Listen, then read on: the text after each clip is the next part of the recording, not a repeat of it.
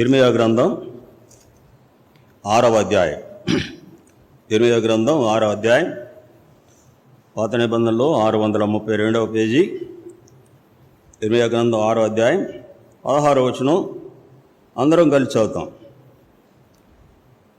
ఇర్మియా 6:16 అందరం కలిసి చదువుతాం. యెహోవా ఎలాగూ సెలవిచ్చున్నాడు, మార్గములో నిలిచి చూడుడి, పురాతన మార్గముల గురించి విచారించుడి, మేలు కలుగు మార్గమేది అని అడిగి తెలుసుకొని అందులో నడుచుకొనుడి, అప్పుడు మీకు నెమ్మది కలుగును.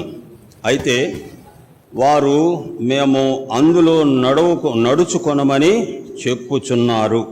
కీర్తనల గ్రంథం 32వ కీర్తన.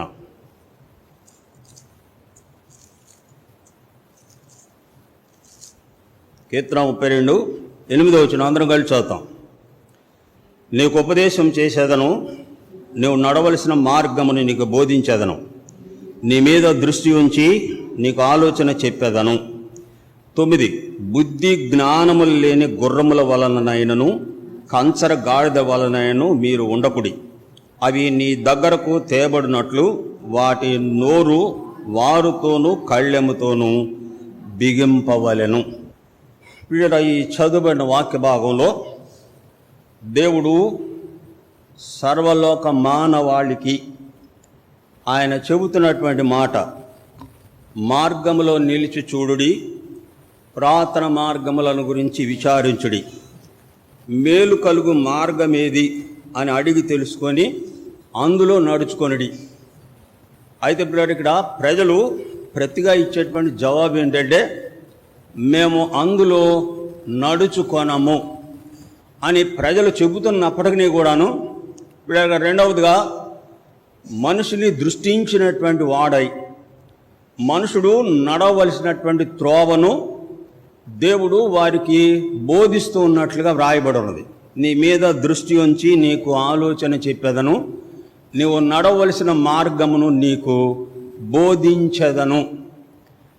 యెషయా గ్రంథం 55వ అధ్యాయం 9-10 వచనాల్లో నరుల యొక్క మార్గములు దేవుని యొక్క మార్గములను గురించి వివరించబడి ఉన్నది. నరుల మార్గముల కంటే దేవుని మార్గములు ఉన్నతమైనవి అని రాయబడి ఉన్నది. ఇలా దేవుడు ఈ రీతిగా చెప్పడంలో గల ఉద్దేశం ఏమిటి, మనుషులు ఎలాంటి మార్గాల్లో నడుస్తున్నారు అని అంటే, యెషయా గ్రంథం 53వ అధ్యాయం 6వ వచనంలో ఈ మాటను చదువుతాం. ప్రతివాడు తనకిష్టమైన త్రోవకు తొలిగెను అని రాయబడి. ప్రతివాడు తనకిష్టమైనటువంటి త్రోవలను ఏర్పరచుకున్నట్లుగా చూస్తాం. ఇక్కడ మనుషుడు ఏర్పరచుకున్నటువంటి త్రోవలు, మార్గాలు మనుషుని ఎక్కడికి తీసుకువెళుతుంది అని బైబిల్ సెలవిస్తుందంటే, అది నాశనానికి, పాతాళానికి, నిత్యాగ్ని గుండానికి నడిపించబడుతున్నట్లుగా వ్రాయబడి ఉన్నది. సామెతల గ్రంథం 14:12, సామెతల గ్రంథం 16:25 ఈ రెండిట్లో ఒకని ఎదుట ఒకడు ఏర్పరచుకొనిన మార్గం ఎట్టిదైనను వానికి అది న్యాయముగానే కనబడును అని సామెతలు 14:12లో చూస్తాం. ఆ తర్వాత 16:25లో ఒకని ఎదుట సరైనదిగా కనబడు యథార్థ మార్గము కలదు అని రాయబడి ఉన్నది. మనుషుడు ఏర్పాటు చేసుకున్నటువంటి మార్గాలు మనుషులకు న్యాయముగాను యథార్థమైనదిగా కనబడుతున్నప్పటికీ కూడాను ప్రియరా, ఆ మార్గముల యొక్క అంతము నిత్య నరకము అని బైబిల్ సెలవిస్తూ ఉన్నది. దీనికి ఉదాహరణ లూకాసు వార్త 16వ అధ్యాయంలో పాతాళంలో యాతన పడే ధనవంతుడే దీనికి సాదృశ్యంగా చూస్తాం. ఎందుకనంటే అతడు తన జీవిత కాలం అంతా కూడా ఎట్లా జీవించాడు అంటే, అబ్రహాము తనతో మాట్లాడుతూ ఒక మాట చెప్పాడు. లూకాసు వార్త 16వ అధ్యాయం 25వ వచనంలో, కుమారుడా, నీ జీవిత కాలం అంతా నీకు ఇష్టమైనట్లుగా జీవించావు. అంటే దేవుడు చూపే మార్గము కాక ఒకవేళ తాను నడిచే మార్గంలో కూడాను పరిశీలించమని చెప్పాడు. మార్గంలో నిలిచి చూడు, పురాతన మార్గాల గురించి విచారించుడి. ఇలా మనం తెలియని ప్రాంతానికి ఎక్కడికైనా వెళ్ళినప్పుడు ఒక అడ్రస్ తెలుసుకోవాలి అంటే దాదాపు ఒక 4-5 అడుగుతాము ఆ ప్రాంతం తెలుసుకోవడానికి. కొద్దిగా ముందుకు వెళ్ళిన తర్వాత ఒకరిని అడిగామనుకోండి, కొద్దిగా ఎదరికి వెళ్ళని చెప్తారు, ఇంకొద్దిగా ఎదరికి వెళ్ళిన తర్వాత మరొకరిని అడుగుతాం. అట్లాగా మనం వెళ్ళవలసినటువంటి గమ్యం చేరే వరకు ఇలా తెలియనటువంటి స్థితిలో అడిగి తెలుసుకున్నటువంటి స్థితిని చూస్తాం. ఈ మార్గాలు ఈ లోకంలో ప్రయాణం చేసేటువంటి అనిత్యమైనటువంటి మార్గాలే. అయితే పిల్లట మనుషుని యొక్క మార్గము ఈ భూమి మీద నుండి తీయబడిన తరువాత అతడు నిత్యత్వంలోనికి ప్రవేశిస్తున్నట్లుగా వ్రాయబడి ఉన్నది. ప్రసంగి గ్రంథం 12వ అధ్యాయంలో 5వ వచనంలో వ్రాయబడిన మాట, ఒకడు తన నిత్యమైన ఉనికి పట్టుకు కొనిపోబడుచున్నాడు, వాడి నిమిత్తం వీధుల్లో దుఃఖించువారు దుఃఖించుదురు అని రాయబడి ఉన్నది. పిల్లరా, ఈ లోకంలో నివాసం చేసేటువంటి స్థలాలకు మనం అడిగి తెలుసుకునేటువంటి మార్గాలు మన అవసరతలు తీర్చుకొనడానికి ఉపయోగపడుతున్నట్లుగా చూస్తాం. అయితే పిల్లలు ఇక్కడ దేవుడు చెప్పినటువంటి మార్గాలు ఎలాంటివి అని అంటే, మనుషుడు ఏర్పాటు చేసుకున్నటువంటి మార్గాలు మరణానికి అగ్నిగుండానికి నడిపించబడుతూ ఉంటుండగా దేవుడు మనుషులకి ఇచ్చినటువంటి ఆలోచన, నువ్వు వెళ్ళే మార్గంలో ఒకసారి నిలిచి దాని గురించి ఆలోచన చేయి, లేదు నీకు తెలియలేదు ఎవరైనా అడిగి తెలుసుకో, మేలు కలుగు మార్గం ఏది అని అడిగి తెలుసుకొని అందులో నడుచుకొనిడి అని దేవుడు మనుషునికి ఆలోచన సలహా చెబుతున్నప్పటికీ కూడా ఇలా మనుషులు అన్నారు, మేము అందులో నడవము, మా మార్గాలు మాకున్నవి, మా మార్గాల్లో మేమే నడుస్తాం. వాళ్ళు ఏర్పరచుకున్న మార్గాలు కోకొల్లలుగా చూస్తాం. 1 తెస్సలోనికి రాసిన పత్రిక 5వ అధ్యాయంలో చెప్పబడినటువంటి మాట, సమస్తము పరీక్షించి మేలైన దానిని చేపట్టుడి అని రాయబడినది. జీవిత అవసరతల కొరకు మనుషుడు ఎన్ని రీతులుగా ప్రయాసపడుతూ మేలైనది ఏది అని తనంతట తాను తెలుసుకొని నడుస్తాడో, ఈ మనుషుని యొక్క జీవిత అంతము నిత్యత్వానికి వెళుతూ ఉంటుండగా దేవుడు చెప్పేటువంటి ఆలోచన, నీవు నడవలసిన మార్గములను నేను నీకు బోధించదను అని చెబుతున్నట్లుగా చూస్తాం. ఎందుకు ఆయన నీవు నడవలసిన మార్గాలు బోధిస్తానని అంటున్నాడంటే, మనుషుడు నడిచే మార్గము వానికి న్యాయముగా యథార్థంగా కనబడుతున్నప్పటికీ కూడాను ఆ మార్గము ద్వారా మనుషుడు నష్టపోతూ ఉంటుండగా దేవుడు మనుషునికి ఆలోచన చెబుతున్నట్లుగా చూస్తాం.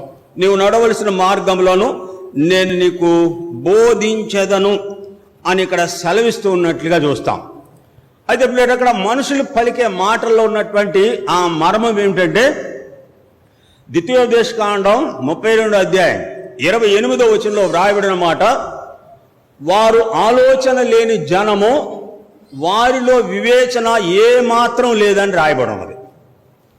వారు ఆలోచన లేని జనము, వారిలో వివేచన ఏమాత్రం కూడాను లేదు. అంటే ఒక పని చేసేటప్పుడు, ఒక మార్గంలో వెళ్ళేటప్పుడు ఆ మార్గాన్ని గురించినటువంటి అవగాహన, దాని గురించి చేసేటువంటి ఆలోచన, ఈ మార్గం యొక్క అంతము లేకపోతే గమ్యం ఏమిటి అనేది మనుషుడు ఆలోచన ద్వారా తెలుసుకోవాలి. అయితే వారిలో ఆలోచన లేదు, వాళ్ళు ఏర్పరచుకున్న మార్గంలోనే వాళ్ళు వెళతారు. ఇక్కడ క్రైస్తవులో ఉన్నటువంటి స్థితి ఏమిటంటే, లోకములో క్రైస్తవ మతము ఉన్నది, క్రైస్తవ మార్గము కూడాను ఉన్నది. లేదా ఈ క్రైస్తవ మతం ఏం చెబుతుందంటే, నీ వారమంతా ఎక్కడ తిరిగి ఏం చేసినా సరే నువ్వు ఆదివారం చర్చిలో కనబడితే చాలు. నాకు వివాహం చేసినటువంటి ఫాదరు పికాషియో చెప్పిన మాట ఏంటంటే, వెంకటేశ్వరరావు నువ్వు ఎక్కడన్నా తిరిగి ఏమైనా తిరుగు, ఆదివారం వచ్చేటప్పటికి నువ్వు మందిరంలో కనబడాలి, అట్లా కనబడితేనే పెళ్లి చేస్తాను అన్నాడు. తప్పకుండా వస్తాను ఫాదర్ అన్నాను, అటగా పెళ్లి చేశాడు. కనుక లేరా మతము మనుషునికి ఏం బోధిస్తుంది, మార్గం ఏం తెలియపరుస్తుంది, ఈ మనుషుడు ఆలోచన చేయాలి. మతం అనేది మనుషుని యొక్క శరీర కోరికలు అన్నీ నెరవేర్చుకోవడానికి ఆ మతమే మార్గం అయి ఉన్నట్లుగా చూస్తాం వారికి. ప్రభువైన యేసుక్రీస్తు వారు మత్తయి సువార్త 23వ అధ్యాయం 15వ వచనంలో శాస్త్రులు పరిసయ్యులతో చెప్పినటువంటి మాట, అయ్యో శాస్త్రులారా, ఒకడిని మీ మతములో కలుపుకొనడానికి లోకమంతా చుట్టి వచ్చేదరు. వాడు మీలో చేరిన తర్వాత మీకంటే రెండంతలు నరకపాత్రునిగా చేయుదురు అని ప్రభువే సెలవిచ్చినట్లుగా చూస్తాం. కనుక వీడ క్రైస్తవ మతము మనుషుని ఈ లోకంలో జీవించే జీవితానికి వాని కోరికలు వారి ఆశలన్నీ నెరవేర్చుకుంటూ భక్తి కలిగేదే క్రైస్తవ మతం. అయితే క్రైస్తవ మార్గము మనుషుడు తన ఇష్టానుసారంగా జీవించడానికి కానీ తనకిష్టమైనది చేయడానికి కానీ ఇక్కడ మార్గం ఒప్పుకోదు. అపొస్తలుల కార్యములు 10వ అధ్యాయం మీరు గమనిస్తే యూదా మతంలో ఉన్నటువంటి కొర్నేలి దేవుని యందు భయభక్తులు కలిగి ప్రజలందరికీ బహుధర్మం చేయువాడు. 22వ వచనంలో వ్రాయబడిన మాట, అతడు యూదా ప్రజలందరి వల్ల మంచి పేరు పొందినవాడు అని రాయబడి ఉంది. మొదటి 2 వచనాల్లో అతడు తన ఇంటి వారితో అందరితో కూడాను దేవుని యందు భయభక్తులు కలవాడు అని రాయబడి ఉంది. అతడు ప్రజలందరికీ బహుధర్మం చేయువాడు.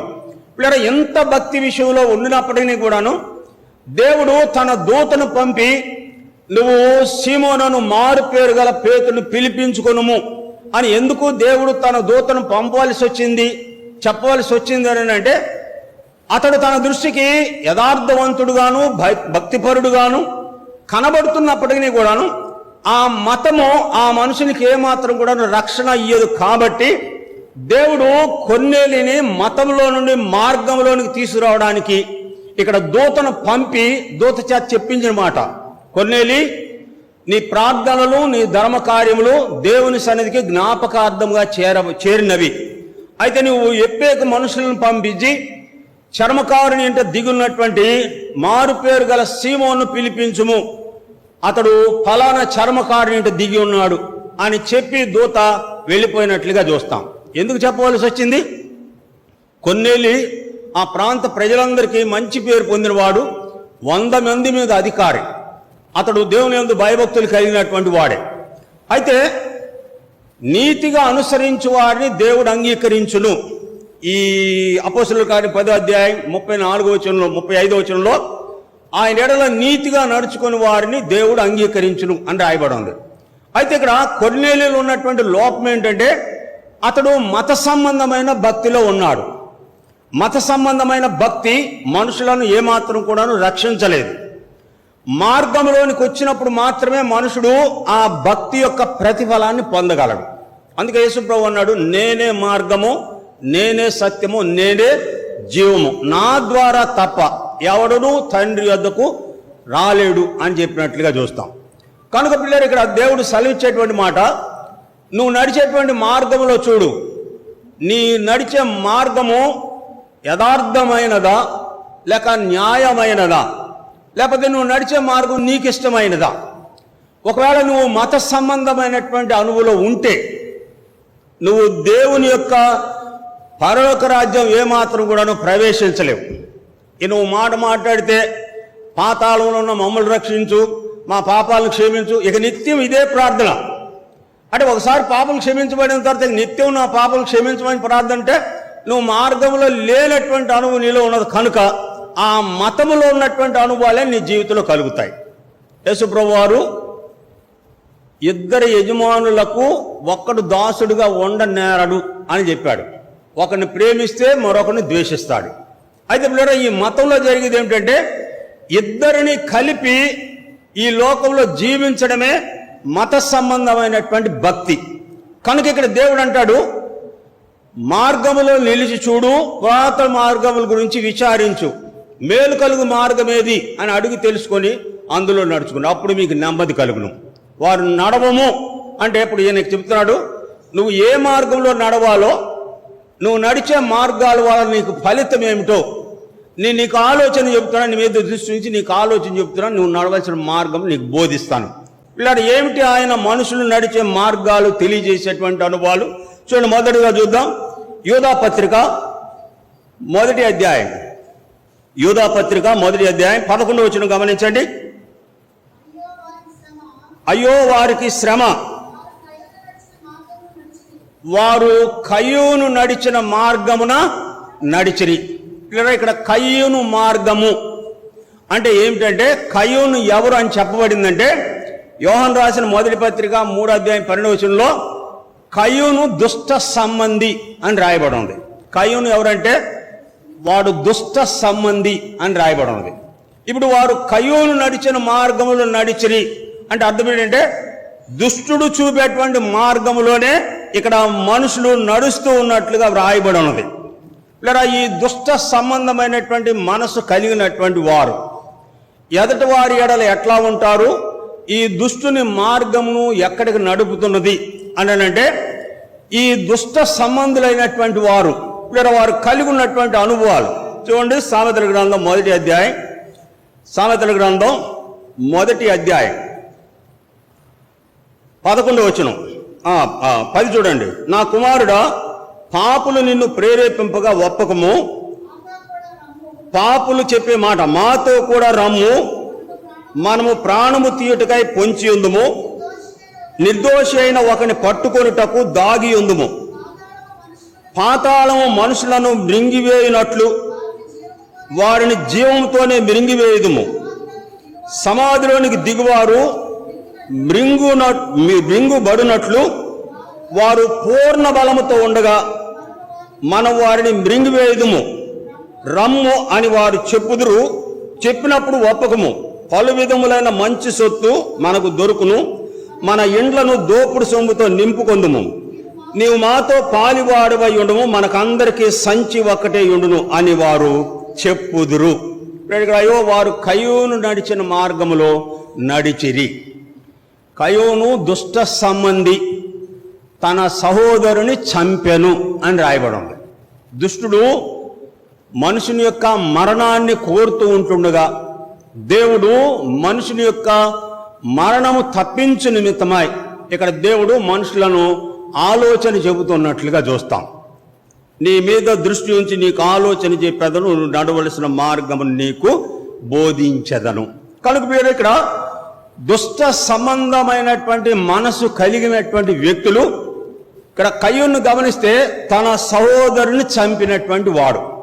2 ఆదికాండం 13వ అధ్యాయం 13వ వచనంలో సొదొమ ప్రజలు బహు పాపులను దుష్టులునయ్యుండిరి అని రాయబడింది. సొదొమ మనుషులు ఎలాంటి వారంటే పాపులు దుష్టులునయ్యుండిరి. ఇలా ఎందరూ అని అంటే అందరూ కూడాను దుష్ట సంబంధమైనటువంటి మనసు కలవారే. 3వదిగా వారు ఏం చేశారని అంటే ఆదికాండం 19వ అధ్యాయం మొదటి 4 వచనాలు మీరు చదివితే సొదొమ గొమొర్రాల ప్రజలు సాయంత్రం అయ్యేటప్పటికీ ఇలా బాలురు మొదలుకొని వృద్ధుల వరకు లోతు ఇంటిని చుట్టుముట్టినట్లుగా వ్రాయబడి ఉన్నది.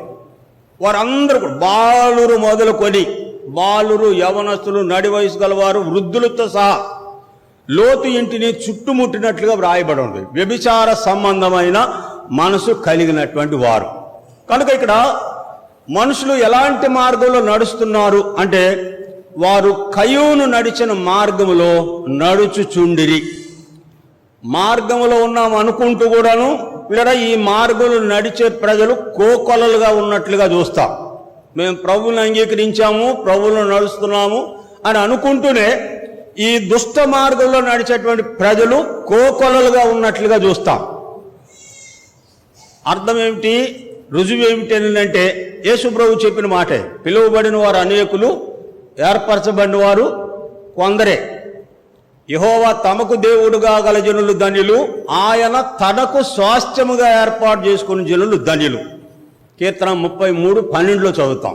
కనుక మీరు ఇక్కడ మొదటిగా వారు నడిచే మార్గాలు ఎలాంటివి అంటే వారు కయ్యూను నడిచిన మార్గములో వారు నడిచిరి అని రాయబడి ఉన్నది. ఈ విషయమా యోబు గ్రంథంలో రాయబడిన మాట, దుష్టులకు విజయము కొద్ది కాలమే ఉండును అని రాయబడి ఉన్నది. దుష్టుడు మొలిచిన దగ్గరే మొలిచి బహుగా విస్తరించినట్టు కనబడతాడంట. అయితే ఉదయం చూసి సాయంత్రం వెళ్ళేటప్పటికి అసలు వాడు అక్కడ కనబడడు అని రాయబడి ఉంది. అందుకే ఇక్కడ ఏమంటే యోబు గ్రంథం 20వ అధ్యాయం 4వ వచనంలో దుష్టులకు విజయము కొద్ది కాలమే ఉండును అని రాయబడి ఉంది. ఆ తర్వాత కీర్తన 9:17లో దుష్టులను దేవుని మార్చి జనులందరూ పాతాళంలోకి దిగిపోదురు అని రాయబడి ఉంది. కనుక ఇక్కడ దేవుడు అంటాడు, నీకు ఆలోచన చెప్పేదను, నువ్వు నడవలసిన మార్గములను నీకు బోధించేదను. నువ్వు నడిచే మార్గం ఏదంటే కయోను మార్గంలో నడుస్తున్నావు. కయోను ఎవడంటే దుష్ట సంబంధి. 1 యోహాను పత్రిక 5వ అధ్యాయం 18వ వచనంలో రాయబడిన మాట ప్రకారం లోకమంతా దుష్టుని యందు పడి ఉన్నదని ఎరుగుదుము అని రాయబడింది. రెండవదిగా చూస్తాను చూడండి, ఇదే యూదా పత్రిక 11వ వచనం చూడండి. అయ్యో వారికి శ్రమ, వారు కయ్యూను నడిచిన మార్గంలో నడిచిరి, బహుమానం పొందవలనని బిలాము నడిచిన తప్పు త్రోవలు ఆతురముగా పరిగెత్తిరి. ఇప్పుడు రెండవదిగా తప్పు త్రోవలో ఆతురముగా పరిగెత్తిరి. తప్పు త్రోవ దేవుడు చూపినటువంటి త్రోవ కాకుండాను వారు ఏర్పాటు చేసుకున్నటువంటి త్రోవ. సంఖ్యాకాండం 22వ అధ్యాయంలో సంఖ్యాకాండంలో బిలాము దేవునికి ప్రార్థన చేశాడు. అయ్యా పలానా దగ్గర నుంచి మనుషులు వచ్చారు, నన్ను పిలుస్తున్నారు, వెళ్ళనా వద్దా అని అన్నప్పుడు మొదటిసారి అన్నాడు నువ్వు వెళ్ళడానికి వీల్లేదు అన్నాడు, ఆగిపోయాడు. తర్వాత రెండోసారి బలాక్ ఏం చేశాడంటే వారికంటే ఇంకా గనులైనటువంటి వారిని పంపించాడు. రెండోసారి వారు బిలాము దగ్గరకు వచ్చి బలాకు చెప్పినటువంటి మాట విన్న తర్వాత పిల్లల బిలాము మాట్లాడిన మాట ఏంటంటే బలాకు తన ఇంటెడు బంగారం ఇచ్చినా కానీ నేను దేవుని మాట మేరను అని చెప్పినట్లుగా వ్రాయబడి ఉంది. అయితే ఇక్కడ బిలాము యొక్క హృదయంలో ఉన్నటువంటి ఆలోచనను అనుసరించి దేవుడు ఏం చెప్పాడంటే సరే నువ్వు వెళ్ళిన తర్వాత నేను చెప్పిందే నువ్వు పలకాలి అని అన్న దేవుడు. బిలాము బయలుదేరి వెళ్ళుచుంటుండగానే దేవుని దూత కత్తివార తీసి మార్గంలో నిలిచినట్లుగా వ్రాయబడి ఉన్నది.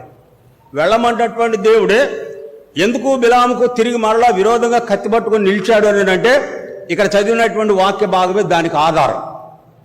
వెళ్ళమని చెప్పేటప్పటికి బిలాము యొక్క అంతరంగంలో ఏముందంటే బలాకు ఇచ్చేటువంటి బహుమానాన్నే ప్రేమిస్తున్నాడు, కానీ ఇక్కడ దేవుడు చెప్పినటువంటి మాట ఏమాత్రం కూడా అతడు వినినటువంటి వాడు కాడు. ఇక్కడ ఏమన్నాడంటే బహుమానం పొందవలనని తప్పు తోవలో ఆతురముగా పరిగెత్తిరి. అంటే వాడి ప్రయాణంలో ఎట్లా ఉన్నదంటే తన హృదయ అంతరంగం యొక్క తొందర ఎట్లా ఉన్నదంటే తొందరగా వెళ్ళాలి, బలాకు దగ్గరికి వెళ్ళాలి, బలాకు చెప్పిన మాట విని బలాకు ఇచ్చేటువంటి బహుమానం తీసుకోవాలి అనే ఆశతోనే ఇక్కడ బిలాము ఆతురముగా పరిగెడుతున్నట్లుగా చూస్తాం. ఇక్కడ ఈ ఆతురముగా పరిగెత్తేటువంటి అనుభవం ధన సంపాదన కొరకై మనుషుడు పరిగెట్టేటువంటి ప్రయాసను మనం లోకంలో చూస్తాం. 2వ రాజుల గ్రంథం 5వ అధ్యాయంలో నయమాను ఎలీషా దగ్గరకు తీసుకుని వచ్చినటువంటి కానుకలన్నిటినీ చూపించిన తర్వాత ఇవేవి నాకు అక్కర్లేదు తీసుకెళ్ళిపోమని ఎలీషా చెప్పగానే నయమాను తీసుకొచ్చి తిరిగి రిటర్న్ తీసుకువెళ్ళిపోతున్నటువంటి సమయంలో తన దగ్గర ఉన్నటువంటి గేహాజీ ఏమనుకున్నాడంటే నయమాను తీసుకొచ్చినటువంటి కానుకలను తీసుకోవడానికి నా యజమానికి మనసు లేకపోయాను, యెహోవా జీవంతోడు నేను పరిగెత్తుకొని పోయి ఏదో ఒకటి అతని దగ్గర తెచ్చుకొందును అని రథము ఎంట పరిగెత్తినట్లుగా చూస్తాం. సామెతల గ్రంథం 23వ అధ్యాయంలో వ్రాయబడిన మాట ధనము సంపాదించక ప్రయాస పడకము, అట్టి ఆలోచనని కలిగినా సరే దాన్ని వెంటనే విడిచిపెట్టమని రాయబడి ఉన్నది. ఒకవేళ ధనం సంపాదించాలని నువ్వు ఆశ కలిగి ఉంటే అది రెక్కలు కట్టుకొని నీ యొద్ద నుండి ఎగిరిపోవును అని రాయబడి ఉంది. అట్లా ఎగిరిపోతున్నటువంటి ధనం వెంట ఆతురముగా పరిగెత్తినటువంటి గహజీకి వచ్చినటువంటి ప్రతిఫలం ఏమిటంటే తాను తన కుటుంబము కుష్ఠరోగానికి అప్పగించబడినట్లుగా దేవుని వాక్య భాగంలో చూస్తాం. కనుక రెండవదిగా వారు కయ్యూను ఆతురముగా బహుమానం పొందవలనని తప్పు త్రోవలో బిలాము పరిగెత్తను అని రాయబడినట్లుగా చూస్తాం. అంటే ఇక్కడ మనుషుని యొక్క మనసే మనుషుని మోసం చేస్తూ మోసకరమైన మార్గంలో నడుపుతున్నట్లుగా చూస్తాం. యెషయా గ్రంథం 44వ అధ్యాయం 20వ వచనంలో వ్రాయబడిన మాట వాని మనసు మోసపోయినదై తప్పుదారిన వాణ్ణి తీసుకొని పోచున్నది అని రాయబడినది. తన కుడి చేతిలో అబద్ధం ఉన్నది కదా అని తెలుసుకొనుటకు అతడు తన ఆత్మను రక్షించుకొన జాలడు. తన కుడి చేతిలో అబద్ధం ఉన్నది కదా అని అనుకొనుటకు వానికి బుద్ధి చాలదు అని రాయబడింది. కనుక ఇక్కడ రెండవదిగా మనుషులు తప్పు త్రోవలో నడుస్తున్నట్లుగా చూస్తాం. మొదటిది కయ్యూను నడిచిన మార్గంలో నడిచినటువంటి ప్రజలు. ఇప్పుడు రెండవది గమనిస్తే వారు తప్పు త్రోవలో బహుమానం పొందవలనని ఆతురముగా పరిగెత్తిరి. అందుకే దేవుని వాక్యం చెప్పే సత్యం ఏంటంటే రోమాపత్రిక 3వ అధ్యాయంలో వారందరూ త్రోవ తప్పి ఏకముగా పనికి మాలిన వారైరి అని రాయబడింది. నీతిమంతుడు ఒక్కడు లేడు, మేలు చేయువాడు ఒక్కడు లేడు, వారందరూ త్రోవ తప్పి పనికి మాలిన వారైరి అని రాయబడిన మాట చూస్తాం. కనుక ఇక్కడ మనుషుడు పనికి మాలినటువంటి మనసు కలిగి ఉండి తప్పు త్రోవలో నడుస్తుంటుండగా ఇక్కడ దేవుడు మనుషులకు చెప్పే ఆలోచన ఏమిటంటే, నువ్వు నడవలసిన మార్గాన్ని నేను నీకు బోధిస్తాను అని దేవుడు చెబుతున్నట్లుగా చూస్తాం. అయితే మేము అందులో నడుచుకోనము. వారు నడుచుకునే మార్గాలు ఏమిటంటే దుష్ట మార్గములోను బహుమానం పొందవలని తప్పు త్రోవలను ప్రజలు ప్రయాణం చేస్తున్నట్లుగా చూస్తాం. మూడవదిగా చూస్తాం చూడండి, యెషయా గ్రంథం 59వ అధ్యాయం. యెషయా గ్రంథం 59వ అధ్యాయం 8వ వచనం. శాంతి వర్తనము వారు ఎరుగరు, వారి నడవడిలో న్యాయము కనబడదు, వారు తమ కొరకు వంకర త్రోవలను ఏర్పరుచుకొనిరి.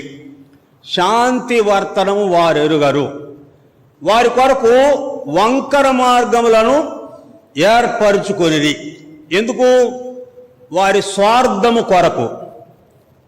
చూడండి, దేవుడు యెరోబామును ప్రేమించి 10 గోత్రముల వారిని యెరోబాముకు అప్పగించినట్లుగా వ్రాయబడి ఉన్నది దైవ గ్రంథంలో. అయితే 10 గోత్రాలు అప్పగించబడినప్పటికీ కూడాను యెరోబాము ఆలోచన చేసి ప్రజలందరూ యెరూషలేముకు ఆరాధించడానికి వెళుతున్నారు. కొంతకాలం అట్లాగ వెళితే తిరిగి మరలా వారు రెహబాము పక్షంగా చేరుతారు, నన్ను విసర్జించేస్తారు అని ఆలోచన చేసి 2 బంగారు దూళ్లను చేయించి ఇజ్రాయెల్ ప్రజలను పూజించడానికి ఏర్పాటు చేసినట్లుగా చూస్తాం. వారు శాంతి వర్తనం వారు ఎరగరు, వారు తమ కొరకు వంకర మార్గములను సిద్ధపరుచుకొనిరి. అంటే మనుషుని యొక్క స్వార్థము కొరకు మనుషులను బలి చేస్తున్నటువంటి ప్రజలను లోకంలో చూస్తాం. వాడు ఒక్కడే స్వార్థపరుడు, ప్రజలందరూ కూడాను ఆ స్వార్థపరుడైనటువంటి మాటనే ప్రజలు వింటారు, కానీ యథార్థమైనటువంటి మాటలు పిల్లర ఎవరూ కూడాను విననటువంటి ప్రజలను చూస్తాం. చూడండి, సామెతల గ్రంథంలో ఈ విషయాలు చూస్తాం. సామెతల గ్రంథం 2వ అధ్యాయం. సామెతల గ్రంథం 2వ అధ్యాయం 13, 14 వచనాలు. అట్టివారు చీకటి త్రోవలో నడువోలని యథార్థ మార్గములను విడిచిపెట్టెదరు, కీడు చేయ సంతోషించుదురు, అతి మూర్ఖుల ప్రవర్తన యందు ఉల్లసింతుడు. వాడు నడుచుకొని త్రోవలు వంకరివి, వారు కుటిల వర్తనులు. అంటే ఇక్కడ 3వ చెప్పిన మాట ఏంటంటే, వారు తమ కొరకు వంకర మార్గములను సిద్ధపరుచుకొందురు. 125వ కీర్తన 5వ వచనంలో దీని గురించి దావీదు చెప్పినటువంటి మాట. 125 5వ చరణంలో చెప్పినటువంటి మాట, తమ వంకర త్రోవలకు తొలగిపోవు వారిని పాపము చేయువారితో కూడా యెహోవా కొనిపోవును, ఇశ్రాయేలు మీద సమాధానముండునుగాక. కనుక ఇక్కడ 3వదిగా వారు తమ కొరకు వంకర మార్గములను ఏర్పరుచుకొనిరి. నీవు నడవలసిన మార్గములను నేను నీకు బోధించేదను. నువ్వు వెళ్ళేటువంటి మార్గాలు నీకేమాత్రం కూడా క్షేమాన్ని ఇవ్వవు. నువ్వు వెళ్ళే మార్గం అంతా కూడాను నాశనకరమైనదే. కనుక క్షేమకరమైనటువంటి మార్గాన్ని నేను నీకు బోధిస్తాను అని ఇక్కడ చెబుతున్నప్పటికీ కూడాను మేము అందులో నడుచుకొనము అని ప్రజలు ఇక్కడ వంకర త్రోవల్లోనే నడుస్తున్నట్లుగా చూస్తాం. 4వదిగా చూస్తాం చూడండి, యోబు గ్రంథం 16వ అధ్యాయం. యోబు గ్రంథం 16వ అధ్యాయం 22వ వచనం. యోబు గ్రంథం 16:22. కొద్ది సంవత్సరాలు గతించిన తరువాత తిరిగి రాని మార్గంనకు నేను వెళ్ళుదును. కొద్ది సంవత్సరాలు అంటే మనుషుని ఆయుష్ అయిపోయిన తర్వాత, భూమి మీద నుండి తీయబడిన తర్వాత తిరిగి రాని మార్గంలోనికి మనుషులు ప్రయాణం చేస్తున్నట్లుగా చూస్తాం. కీర్తనాకారుడైన దావీదు 1 రాజుల గ్రంథం 2వ అధ్యాయంలో తన కుమారునికి బోధిస్తూ, సర్వలోకులు వెళుచున్నటువంటి మార్గంలోనే నేను వెళ్ళుచున్నాను, మరణ దినం సమీపించినప్పుడు దావీదు తన కుమారుడైనటువంటి సొలొమోనుతో చెప్పిన మాట, సర్వలోకులు వెళ్ళవలసిన మార్గంలోనే నేను వెళ్ళుచున్నాను. పిల్లలు వాళ్ళు వెళ్ళే మార్గం ఏంటంటే తిరిగి మరలా రానటువంటి మార్గంలోనే వారు ప్రయాణం చేస్తున్నట్లుగా చూస్తాం. ప్రసంగి గ్రంథం 12వ అధ్యాయం, ప్రసంగి గ్రంథం 12వ అధ్యాయం 5వ వచనం చూడండి. ప్రసంగి 12:5, ఎత్తు చోట్లకు భయపడుతూ మార్గముల యందు భయంకరమైనవి కనబడును, బాదము వృక్షము పువ్వులు పూయను, మిడత బరువుగా ఉండును, బుడ్డబుసుడు కాయ పగులును. ఏలనగా ఈ మాట గమనించండి, ఒకడు తన నిత్యమైన ఉనికి పట్టుకు కొనిపోచున్నాడు, వాని నిమిత్తము ప్రలాపించువారు వీధులలో తిరుగుదురు. కనుక ఇక్కడ 4వదిగా వారు వెళ్ళే మార్గం ఎలాంటిదంటే మరలా తిరిగి రానటువంటి మార్గం. లూకా సువార్త 16వ అధ్యాయంలో అబ్రహాము ధనవంతుడిది చెప్పాడు, లాజరును పంపి ఒక నీటి చుక్క నాకు నాలుక తడవడానికి పంపించమన్నప్పుడు ఇప్పుడు అబ్రహాం ఏమన్నాడంటే, మీరు మా దగ్గరకు మేము మీ దగ్గరకు రాకుండా నిమిత్తము మీకును మాకును మధ్య అగాధమున్నది. అంటే అటు వెళ్ళిన వాడు ఇటు రాడు, ఇటు వెళ్ళిన వాడు అటు వెళ్ళడానికి వీల్లేదు. అయితే మనోళ్ళు ప్రార్థన చేసేది ఏంటంటే పాతాళంలో ఉన్న ఆత్మలను కూడాను దేవుని దగ్గరికి పంపించేస్తారు, ఇది వీళ్ళు చెప్పే మాటల్లో. అయితే ఇక్కడ బైబిల్ చెప్పే సత్యం ఏంటంటే తిరిగి రానటువంటి మార్గానికి వెళ్ళిపోయినటువంటి వాడు పరలోకం వెళ్ళినా పాతాళం వెళ్ళినా, పరలోకం వెళ్ళిన వాడు తిరిగి రాడు, పాతాళానికి వెళ్ళిన వాడు తిరిగి మరల రాడు. ఇక్కడ మనుషులు వెళ్ళే మార్గం తిరిగి రాని మార్గములకు నేను వెళ్ళుచున్నాను. ఒకడు తన నిత్యమైన ఉనికి పట్టుకు కొనిపోబడుచున్నాడు. మనుషుడు ఏర్పాటు చేసినటువంటి మార్గాల్లో నిత్యమైనటువంటి నరకాగ్నికే మనుషుడు ప్రయాణం చేస్తున్నట్లుగా చూస్తాం. ఇక్కడ 5వదిగా చూస్తాం చూడండి, కీర్తన 25వ కీర్తన 8వ వచనం. కీర్తన 25:8, యెహోవా ఉత్తముడును యథార్థవంతుడునై ఉన్నాడు, కావున తన మార్గములను గురించి ఆయనకు పాపులకు ఉపదేశించును, న్యాయ విధులను బట్టి ఆయన దీనులను నడిపించును, తన మార్గములను దీనులకు బోధించును.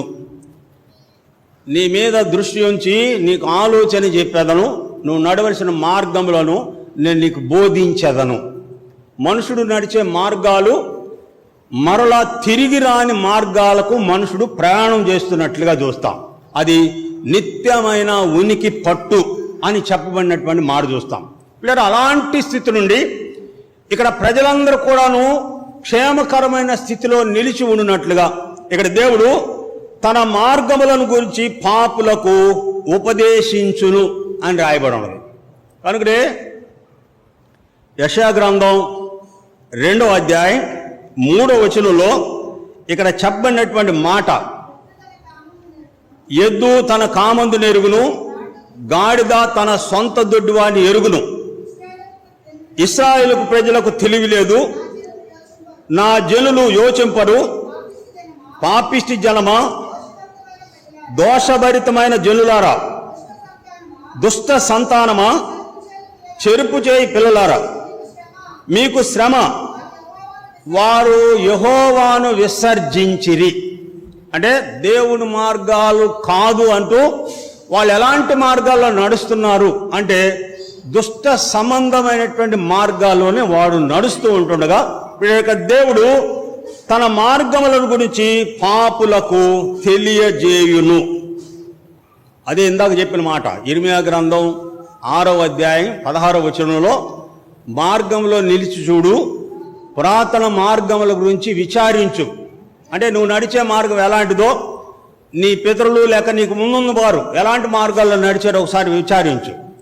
మేలు కలుగు మార్గం ఏది అని అడిగి తెలుసుకొని అందులో నడుచుకొని, ఇది దేవుడు చెప్పేటువంటి ఉపదేశం అయి ఉన్నట్లుగా చూస్తాం.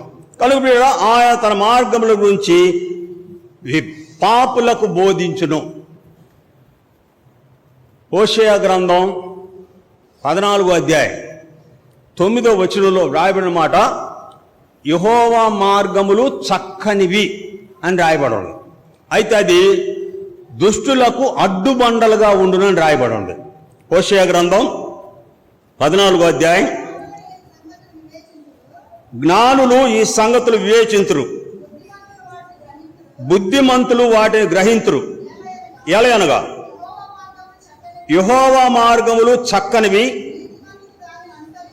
నీతిమంతులు దాన్ని అనుసరించి నడుచుకొందురు గాని తిరుగుబాటు చేయు వారికి అవి అడ్డముగా ఉన్నవి.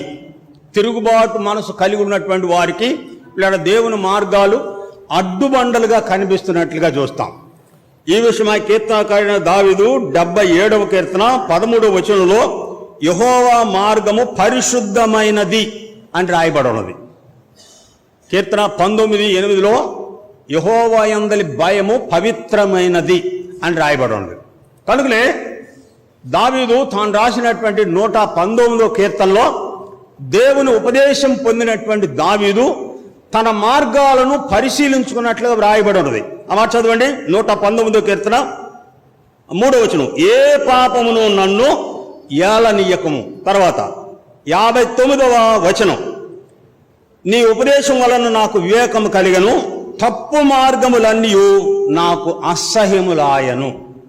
దేవుని ఉపదేశం వలన దావీదు కలిగినటువంటి వివేకములో తాను నడిచే మార్గాలన్నిటినీ పరిశీలించుకున్నట్లుగా వ్రాయబడింది. నా మార్గములను పరిశీలించుకొంటిని. తన మార్గాలను పరిశీలించుకొనగా ఇలా తేలినటువంటి ఫలితార్థం ఏమిటంటే నష్టము, కష్టము, ప్రాణాపాయకరమైనటువంటి స్థితిలో కనబడినట్లుగా చూస్తాం. ఎప్పుడైతే అతనికి ఆ దృష్టి కనబడిందో తన హృదయాన్ని దేవునికి అప్పగించినట్లు వ్రాయబడి ఉన్నది. 139వ కీర్తన 24వ వచనంలో, నా హృదయమును పరిశీలించి పరిశోధించి తెలుసుకొనుము, నీకు ఆయాస్కరమైన మార్గము నా యందున్నదేమో చూడుము, నిత్య మార్గములో నన్ను నడిపించుము అని దావీదు దేవునికి ప్రార్థన చేసినట్లుగా చూస్తాం. కనుక మీరు ఇక్కడ 5వదిగా గమనిస్తే ఆయన తన మార్గముల గురించి పాపులకు ఉపదేశించును. ఉపదేశం పొందినటువంటి వ్యక్తులు వారి మార్గాలను పరిశీలించుకున్నప్పుడు తప్పు మార్గములు ఉన్నట్టు గ్రహించగానే వారి హృదయాలను దేవునికి అప్పగించినట్లుగా వ్రాయబడి ఉంది. నా హృదయం పరిశోధించి పరిశీలించి తెలుసుకొనుము, నీ కాయస్కర మార్గం నా యందు చూడు, నిత్య మార్గమున నన్ను నడిపించుము. 6వదిగా చూస్తాను చూడండి. అపోస్తలుల కార్యములు 16వ అధ్యాయం. అపోస్తలుల కార్యములు 16వ అధ్యాయం.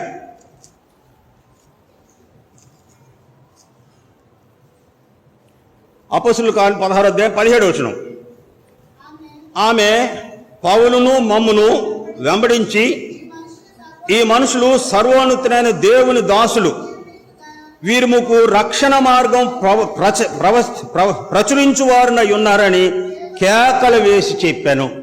లేదా దేవుని మార్గాల గురించి దయ్యాలు కూడాను తెలుసుకున్నట్లుగా చూస్తాం.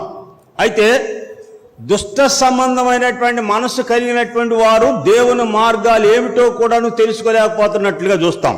ఇక్కడ పుతోను దెయ్యం పట్టినటువంటి చిన్నది పౌలును శీలయు ఆ ప్రాంతంలో వెళుతూ ఉంటుండగా ఆమె చెప్పినటువంటి, ఇదిగో వీరు దేవుని దాసులు, వీరు మీకు రక్షణ మార్గమును ప్రచురము చేయుదురు అని బోధించినట్లుగా వ్రాయబడి ఉన్నది.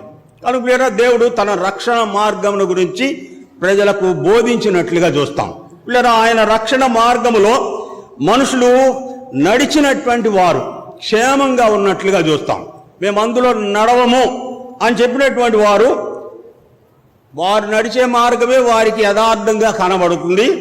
అయితే ఆ యథార్థమైనటువంటి స్థితి మనుషుని దృష్టికి యథార్థంగా కనబడేది ఎక్కడికి తీసుకువెళ్ళింది అంటే యెషయా గ్రంథం 5వ అధ్యాయం 13-14 వచనాల్లో వ్రాయబడి ఉన్నది.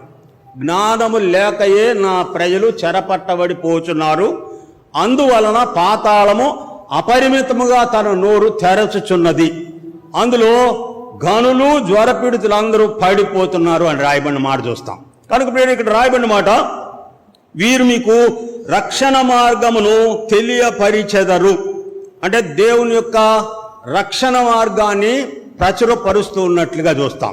ఇక్కడ ఆ మార్గంలో ఉన్నటువంటి అనుభవాలు యేసు ప్రభు చెప్పాడు. యోహాను సువార్త 14వ అధ్యాయం 6వ వచనంలో, నేనే మార్గము, నేనే సత్యము, నేనే జీవము, నా ద్వారా తప్ప ఎవడును పరలోక రాజ్యములో ప్రవేశించడు. ఇక్కడ ఆరవదిగా ఆయన మార్గముల గురించి బోధించగా ఆయనే ప్రజలకు మార్గము చూపేవాడుగా ఈ లోకానికి వచ్చినట్లుగా దేవుని వాక్య భాగంలో చూస్తాం. ఆఖరిగా చూస్తాం చూడండి, హెబ్రీ పత్రిక 10వ అధ్యాయం. హెబ్రీ పత్రిక 10వ అధ్యాయం 19వ వచనం. హెబ్రీ పత్రిక 10వ అధ్యాయం 19వ వచనం. సహోదరులారా, యేసు మన కొరకు ప్రతిష్ఠించిన మార్గమున అనగా నూతనమైనది జీవము గలది ఆయన శరీరమును తెర ద్వారా ఏర్పరచబడిన మార్గమున ఆయన రక్తం వలన పరిశుద్ధ స్థలములో ప్రవేశించుటకు మనకు ధైర్యము కలిగి ఉన్నది. ఇక్కడ 7వదిగా ఆయన శరీరమును తెర ద్వారా ఏర్పరచబడిన మార్గము. పరిశుద్ధ స్థలము, అతి పరిశుద్ధ స్థలము. పరిశుద్ధ స్థలములు ఉన్నటువంటి వాడు, అతి పరిశుద్ధ స్థలంలోనికి వెళ్ళేవాడు సంవత్సరానికి ఒక్క పర్యాయమే యాజకుడు అతి పరిశుద్ధ స్థలంలోనికి వెళతాడు.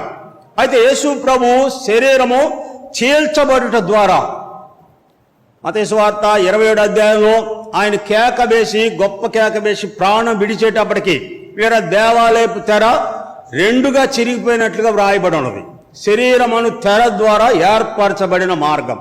ఆయన రక్తము ద్వారా అతి పరిశుద్ధ స్థలంలోనికి ప్రవేశించేటువంటి ఆధిక్యతను ఆయన కలుగు చేసినట్లుగా చూస్తాం. అయితే పిల్లలు ఆయన సన్నిధికి ఎట్లా వెళ్ళాలి చూడండి, 22వ వచనం.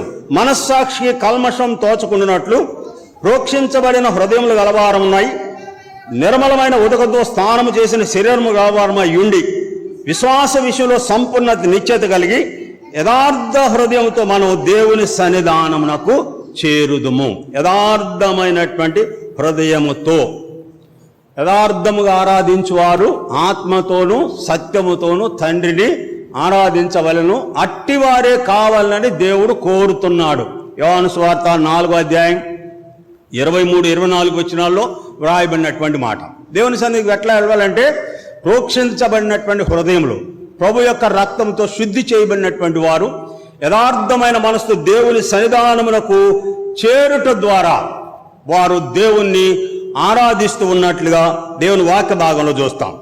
చూడండి, ఇక్కడ కీర్తన 32, కీర్తనల గ్రంథం 32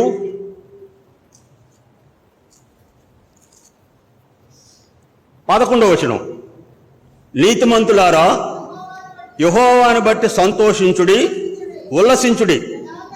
యథార్థ హృదయులారా, మీరందరూ ఆనందగానము చేయుడి.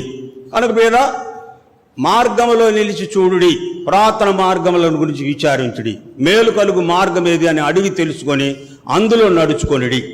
మనుషులు నడిచేటువంటి మార్గాలు ఎలాంటివంటే కయ్యూను నడిచినటువంటి మార్గంలో మనుషులు నడుస్తున్నట్లుగా చూస్తాం.